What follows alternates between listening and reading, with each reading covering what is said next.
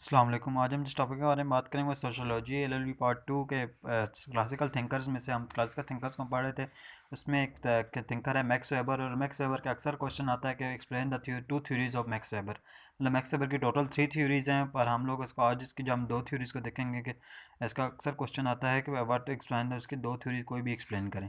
Max Weber was a theorist of early 20th century. Max Weber 20th century का ही was a German thinker. He put his own idea in the form of theories that are important today. उसने अपने जो भी अपने ideas को theories में किया, इम्पोज किया और डाला उसमें आइडियाज़ को। He joined the material and spiritual ideas together. उसने मटेरियल स्पिरिचुअल को इकट्ठा किया। उसने कहा कि जो मटेरियल चीज़ें उनको भी और स्पिरिचुअल को भी आइडियाज़ को इकट्ठा किया। ये some important words theories are given below. उसने कोई थ्योरीज दी थी। उसकी एक थ्योरी थी पहले, एक उसकी थ्योरी एक्शन सोशल एक्शन की थी, एक उसकी थ्योरी ब्यूरोक्रेसी की थी, और एक उसकी थ्योरी थी उसकी अथॉरिटी की। ठीक है, उसके सबसे पहले हम लोग डिस्कस करेंगे थ्योरी ऑफ मैक्स वेबर। जो सबसे पहले है social action. According to Max Weber, social action is a behaviour in which meaning the properly attach with the action. Social action क्या होता है? एक्शन जो वो ऐसा एक्शन जो दूसरों को इन्फ्लुएंस करे और दूसरों को फ़ायदा दे, या दूसरों को मतलब इन्फ्लुएंस करे, फ़ायदा नहीं, फ़ायदा नुकसान इसमें सिर्फ दूसरों को इन्फ्लुएंस करे और इसके साथ कोई ना कोई मीनिंग अटैच को, मीनिंगलेस एक्शन ना हो। ठीक है, उसके बाद है, इसके बाद it is the action in which and we observe and mayor. वो ऐसा एक्शन जो ऑब्जर्व भी किया जा सके, मैयर भी किया, जो लोग देख सकें। If the action is meaningless it will be useless for an actor. अगर मीनिंगलेस है, अगर उसको मीनिंग नहीं है तो वो यूजलेस है। It is oriented towards one another person. ये जो है अगले पर्सन को। ठीक है, इसके बाद example, when a car driver put a light on the vehicle coming in the front of him gives the meaning to the car driver.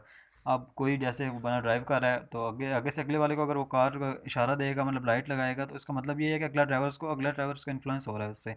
तो only the car driver knows that why he has thrown the light on the driver. उसमें जो car driver है उसको सिर्फ पता है कि उसने अगले बंदे ने क्यों मेरे ऊपर लाइट थ्रो की है, कि मैं उसको इशारा दे रहा है कि मैं पहले जाऊँगा या रुक जाओ या कुछ भी, जो भी उसका ड्राइवर्स को पता होता है आपस में। उसके बाद टाइप्स ऑफ एक्शन। उस अब तो उसने डिफरेंट टाइप्स ऑफ एक्शन जो होते हैं वो type purposeful logical action. In this type action has a direct relationship with the situation. इसमें जो है एक्शन जो होगा उसका डायरेक्ट रिलेशनशिप होगा सिचुएशन से। This is freedom for the actor to adopt the source of action in which he is capable to. इसमें आप देखें, इसमें जो भी है रिलेशनशिप, जो सिचुएशन जो होगा, जिस सिचुएशन में होगा उस तरह का एक्शन होगा। और इसमें जो एक्टर है उसके लिए उसकी मर्ज़ी है कि वो जौन सा मर्ज़ी वो आइडिया अडॉप्ट करे, जो जौन सा मर्ज़ी वो एक्शन के लिए, जो जिसके लिए वो कर सकते हैं। उसके बाद जब वैल्यू ओरिएंटेड एक्शन होगा, वैल्यू ओरिएंटेड एक्शन वो वाला action, value after selection of the sources. अगर सोर्सेज जब सिलेक्ट हो जाएंगे फर्स्ट स्टेज पे, the action will be selected according to the values of the people, such an action is value oriented.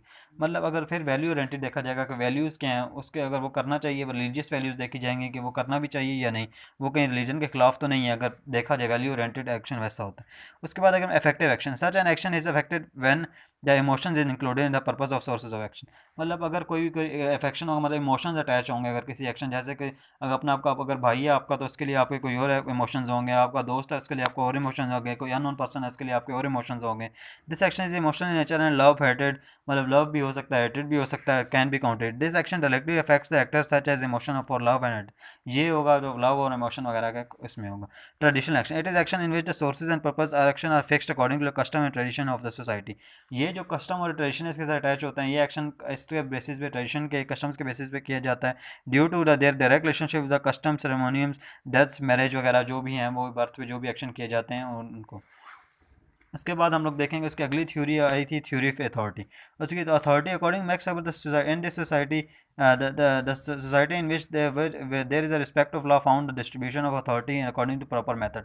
उसने कहा जहाँ पे लॉ होता है वहाँ पे अकॉर्डिंग टू पावर, वहाँ पे प्रॉपर मेथड के थ्रू पावर की डिवीजन होती है, डिफरेंट लोगों के पास डिफरेंट अथॉरिटीज़ होती हैं। It is the division of authority will be according to certain law, जो भी सर्टन लॉ में होंगे। टाइप्स ऑफ अथॉरिटीज, उसने 3 टाइप्स ऑफ अथॉरिटीज़ का उसने कहा। सबसे पहले bureaucratic authority, it is found in formal office and rank of officers. जो भी फॉर्मल ऑफिस के होंगे, जैसे हमारे जजेस हो गए, सिविल सर्विस हो गए, मेडिकल ऑफिसर्स हो गए, प्रोफेसर हो गए। It is legally authority in, it is authorised by the constitution and state Pradesh president, prime minister वगैरह, चीफ जस्टिस वगैरह। ये जो एक ब्यूरोक्रेटिक अथॉरिटी है। उसके बाद traditional authority, traditional authority it is found in a belief religious norms tradition, जैसे father, husband, priest, पीर साहब, प्रिंस। अच्छा, ये जो हमारे ट्रेडिशंस के कस्टम्स के होते हैं, जो हमारे रिलीजन के, जैसे पीर साहब हो गए, फादर हो गए, मदर हो गए, ये मतलब ये वो वाले, इनके पास ऐसी अथॉरिटी है कि जो रिलीजन ने उन्हें दी है, उनके कस्टम्स ने दी है, ट्रेडिशन ने दी है, मतलब उसके ट्रेडिशन के हिसाब से। इसके बाद हमारे पास जो नेक्स्ट है वो क्रिस्मेटिक charismatic authority है। charismatic it is the authority of an extraordinary person who is obeyed because of his charismatic personality। जैसे charismatic personality मतलब किसी की पर्सनैलिटी अच्छी है उसके लिए, जैसे प्रॉफिट ऑफ गॉड आप सलम जैसे हैं, उनकी अब लोग उनको उनको मानते हैं, नेशनल हीरोज़ हो गए, कायद आज़म हो गए, profit brave soldier, people respect them because of their extra ordinary people among the, मतलब वो एक्स्ट्रा ऑर्डनरी हैं। अब हमने देखा अथॉरिटी क्या होती है, अथॉरिटी कुछ ऐसे होते हैं कि अथॉरिटी में जो लॉज, अब हमने इसकी दो थ्योरीज हमने कंप्लीट किया। हमने पहले इसकी थ्योरी पढ़ी सोशल एक्शन के क्या होता है इसके, वो पढ़ा हमने, अथॉरिटी पढ़ी, उसके बाद टाइप्स पढ़ी दोनों की, अथॉरिटी की भी और सोशल एक्शन की भी। ये इसकी दो थ्योरीज थी, ये कंप्लीट होगी। Thank you very much.